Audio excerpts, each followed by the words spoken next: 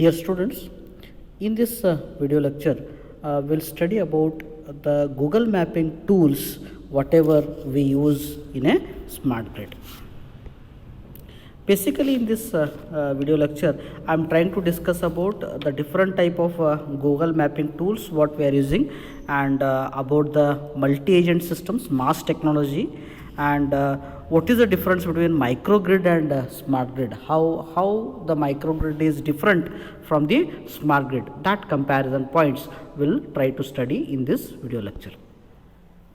Let us first study what we mean by the GIS. GIS is one of the useful tool which manages some traditional electric transmission as well as distribution and telecom networks.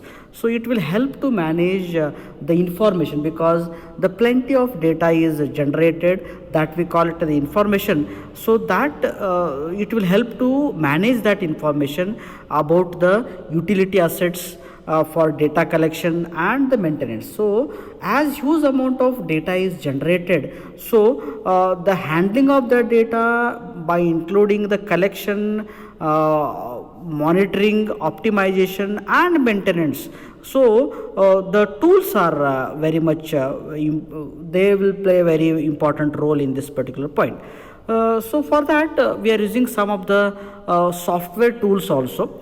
The Google's free downloadable Google Earth software that is used, which offers some of the geographical contextual information in updated user-friendly platform, which facilitates inquiry-based study as well as the analysis. In the similar way, we are using some KML software, that is a keyhole markup language the software. This will allow the user to get the basic data, such type of images, the point data, lines, polygons.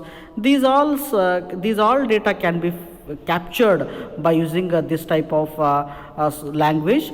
The integration of the global information system with Google Earth, other mapping tools will also aid in understanding the relationship of the grid network to its surrounding. The GIS technology will provide a partial context to the operators as well as for the planners. So usually, for example, what happens is the real-time sensors will collect the data, and that data which is reconfigured for the networks for reduced outages, because what happens, continuously data is generated, so reconfiguration is necessary before sending the data. So that will reduce the outages as well as the equipment failure.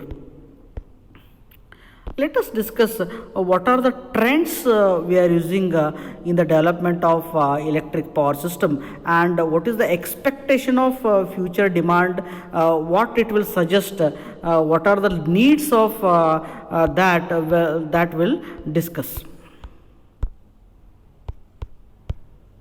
Okay, so let us study about that. First very interesting point is reducing the outage time. So whatever the outage time is there, the power outage time, we are trying to reduce that outage time. Continuously we need to give the uninterrupted power supply. That is the first very important point. The next one is preventing the power theft, because in usually in irrigation field or in many of the areas, the people are taking the power illegally, that we call it as a power theft, which causes some unaccounted losses. We treat it as a transmission loss, but it is not a transmission loss, because unauthorized person is taking the energy illegally. So that you need to identify, and effective system for collection and billing, that is very important, and expanding services for customers and effective asset management is the another factor in the development of the electric power system, as well as in improving the reliability of the system average interruption duration index and SAIFI, that is system average interruption frequency index of the distribution network, and improving analysis of customer complaint logs, enhancing the load power quality analysis and fault study for current and anticipated problems, scheduling of actions such as load shedding and vegetation control. Now let us study the very important part, that is MAS technology. MAS technology is called as a multi-agent system technology. Basically, it is one of the computational system where the different agents, they are cooperating to achieve some particular task.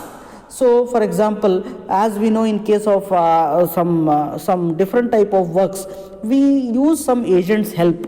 So those agents, they are helping us to complete our task. Okay, so like this, in a smart grid, in a MAS technology, some of the agents are cooperating to achieve the particular task. The performance of this technology can be decided by the interactions among these agents. These agents, how they cooperate to achieve the more, how they act individually. About that, we need to have in our mind. Then increasing the MAS choice, preferentially choice for developing a distribution system, the development of monitoring and measurement schemes within a smart grid environment, how they can be enhanced by using the MAS architecture.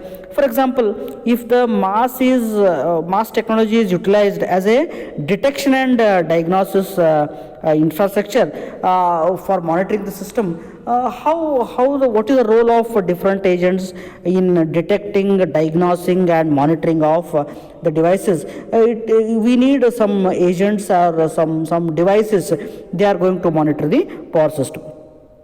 This is the pictorial way of representing the MAS technology. It's a multi-agent architecture.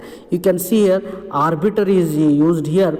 So this is MAS structure for shared technology, shared ontology, where the organization of agent, computing platform language and agent diagnosis, these are controlled.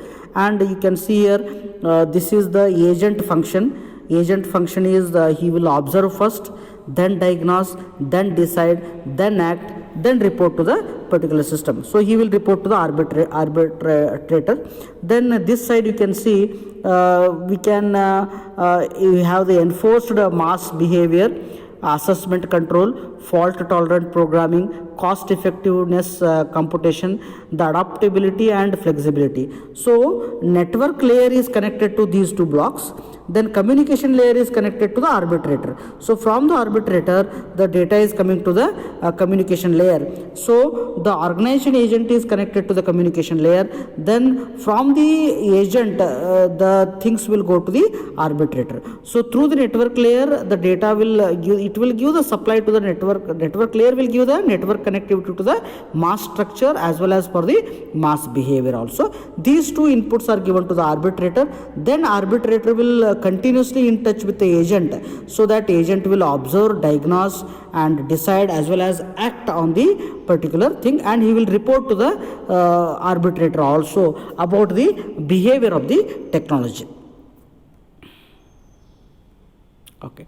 Now let us discuss how the MAS technology for the smart grid is implemented. Usually multi-agent system is implemented in smart grid.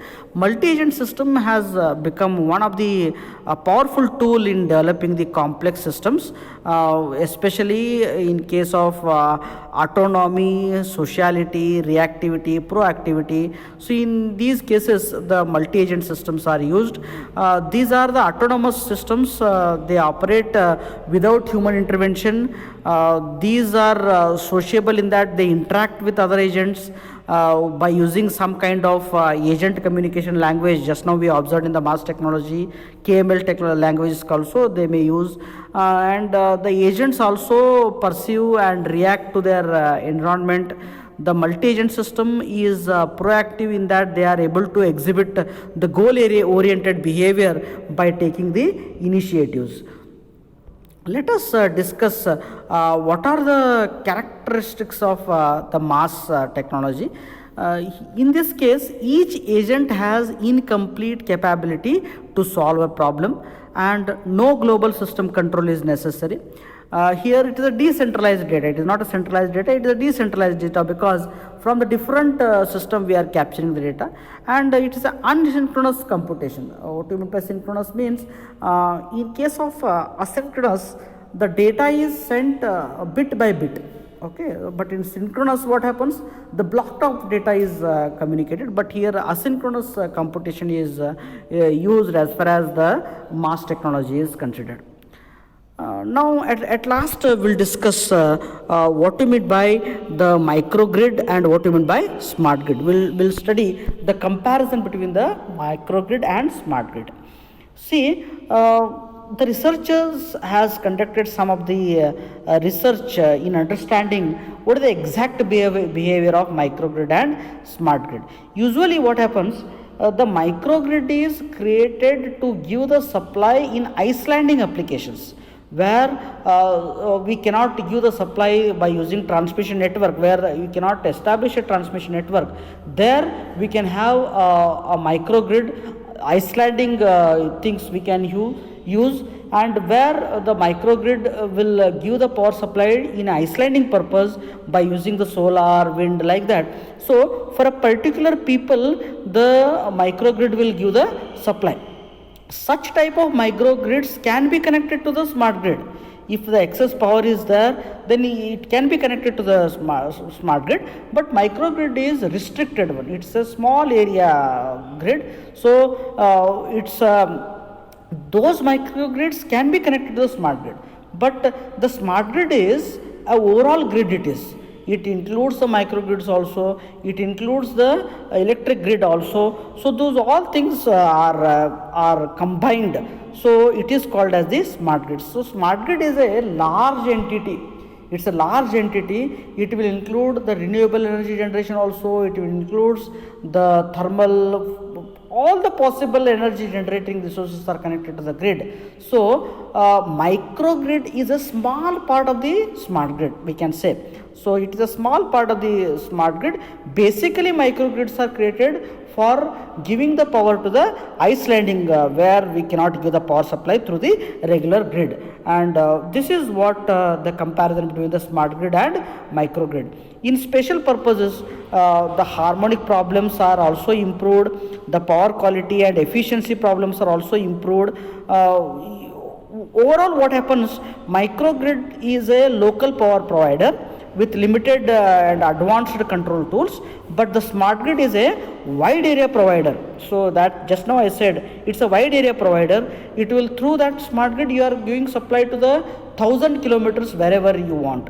But by using sophisticated automated decision support capabilities, the smart grid is able to supply the power to each and everyone, but microgrid is not like that. Microgrid is giving the power to only restricted people. The islanding purposes, the microgrids are established, and it is giving best service in that particular area.